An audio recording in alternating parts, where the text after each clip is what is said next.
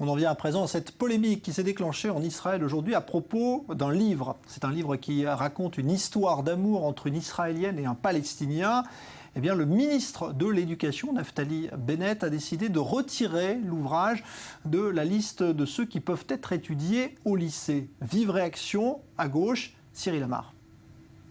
C'est l'histoire d'un amour interdit, une idylle new-yorkaise entre Liat, une jeune Israélienne, et Hilmi, un jeune artiste palestinien. Dans son nouveau roman, Et vive, Dorit Rabinian raconte un amour fusionnel et ses limites. Pas du goût du ministère de l'Éducation israélien, l'ouvrage ne figurera pas cette année au programme de littérature des lycéens. Motif, le roman pourrait être perçu comme encourageant les liaisons extracommunautaires et par conséquent, la perte d'identité. Au ministère, on refuse d'en faire tout un roman. Que voulez-vous ? Non, le ministère de l'Éducation n'éduque pas au mariage mixte. Je peux comprendre que cela ne plaise pas à tout le monde, mais c'est ainsi. Une décision contraire aux recommandations du comité de lecture d'un ministère aux mains de la droite nationaliste religieuse. Pour l'écrivaine israélienne d'origine iranienne, la décision est aussi absurde qu'inacceptable.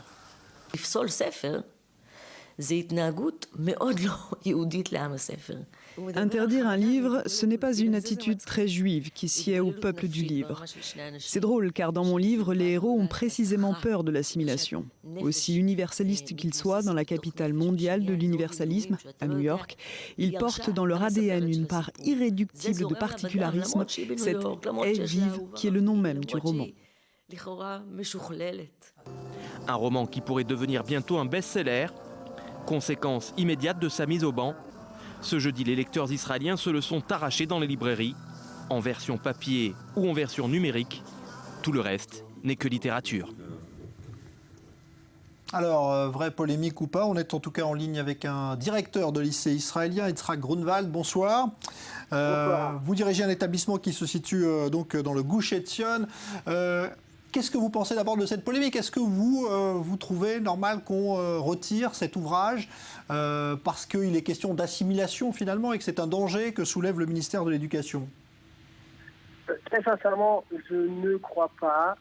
Et pourtant, moi, je lis un lycée religieux, donc pour garçons religieux. Je ne crois pas. Je ne crois pas que finalement, on voit d'abord que l'effet est tout à fait contraire, que c'est devenu un best-seller en l'espace de 10 journées.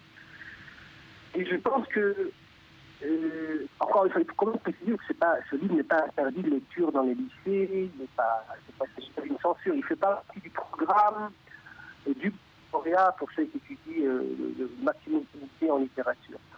Mais je crois que ça peut être l'occasion pour un bon enseignant de créer un débat en place finalement, et ça fait partie un petit peu quand même de la réalité israélienne, que je m'y oppose en tant qu'éducateur, en tant que religieux, ça fait pas. Mais moi, je ne vois pas qu'il faut avoir tellement peur de textes ou de livres. Ça que Dorit Rabinian le disait elle-même en disant, elle ne pensait pas que finalement la littérature avait une telle influence sur les jeunes aujourd'hui. Mais c'est quand même un geste qui peut être interprété quand même comme étant très politique, alors qu'on est en train de parler de littérature, d'éducation. Est-ce que ça a sa place finalement dans les lycées et dans le choix des ouvrages qu'on doit proposer à l'étude auprès des lycéens ? Disons, je ne sais pas si je l'aurais de manière... je ne sais pas sûr que j'aurais été chercher un livre pareil, mais faisant partie du curriculum, je n'aurais peut-être pas retiré. Puis d'ailleurs, vous voyez tout le tollé général que ça fait. Il faut quand même remarquer qu'à l'époque où M. Sariz, qui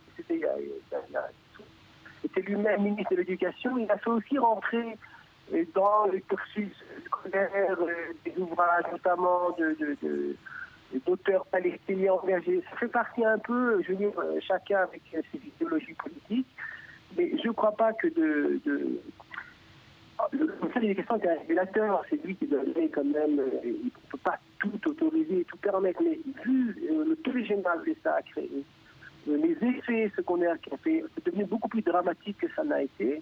Et encore une fois, je pense que, vous savez, moi dans mon école, mon établissement, on a invité pour la commémoration de l'assassinat de M. Rabin, on a invité M. Yair Lapid, et je sens particulièrement que la part de l'élève ne partageait pas avec Yair Lapid, mais c'était l'occasion d'une véritable discussion entre nous.